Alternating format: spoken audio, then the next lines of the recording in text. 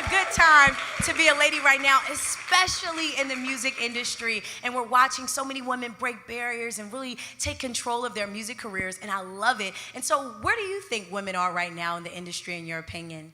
I think out of nowhere, there are more women in pop music than men all of a sudden, and I feel really good about that. I don't know about you guys, but when I listen to the radio, I hear a lot more women than I feel like I was 5-6 years ago, and I feel really good about that. I feel like at this point, the world is kind of being forced to catch on to the fact that women are bad. I'll say bad butt instead of the other one, but you know what I'm trying to say. Women are bad. And yeah, women are awesome. Hi, I'm a black girl, and I'm running a motherfucking power company. This generation, we're not afraid to raise our voices, and we're not afraid to say what's right and what's wrong, and that's what I love about us. And you know, our parents and the older generations, they didn't fail us, they just prepared us for this moment. Yes, all day. Believe in yourself. Hey, don't compare yourself. That's a trap. Like, God made us all uniquely different. He broke the mold after he made each and every last one of us. And we live in such a society where we're altering our figures. What message would you give to a girl who's debating on changing her physical appearance? I would say beware, because it can be fatal. It's scary. I might yank my boobies up at one point in my life when I'm like 50. But even then, I'm scared. I'm scared because what if, you know what I'm saying? Like, I have to go on, and anesthesia is like the scary, like I don't know if I'm about to do that, but yeah, it's hard, and it is dangerous. So I'd say beware of that. I always say a star is going to shine like a star no matter what, and you have to be patient and keep believing in yourself. And I always say the most important person it takes to believe in you is you. You know, people like you, people like all these women who are in this room really inspired Dirty Computer. And I wanted to make an anthem for us, all of us. As a woman, we can relate to so many different girls. Like, okay, that's my kind of girl. This is my kind of girl. But watching this film, I felt a little bit of Black Panther Party, a little bit of Black Lives Matter movement. But where did you personally draw your inspiration from your character? Was it a historic figure? Melina, when I sat down with Melina, she really felt like a lot of what drove Queen and who Queen was, that a great source to look to would be Angela Davis.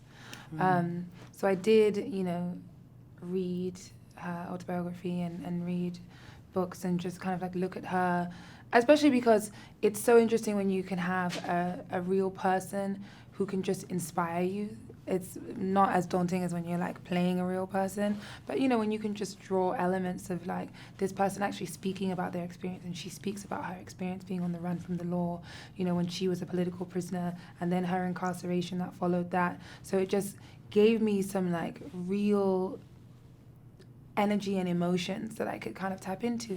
But mostly, I feel like Queen is just a person that I related to as a Black woman.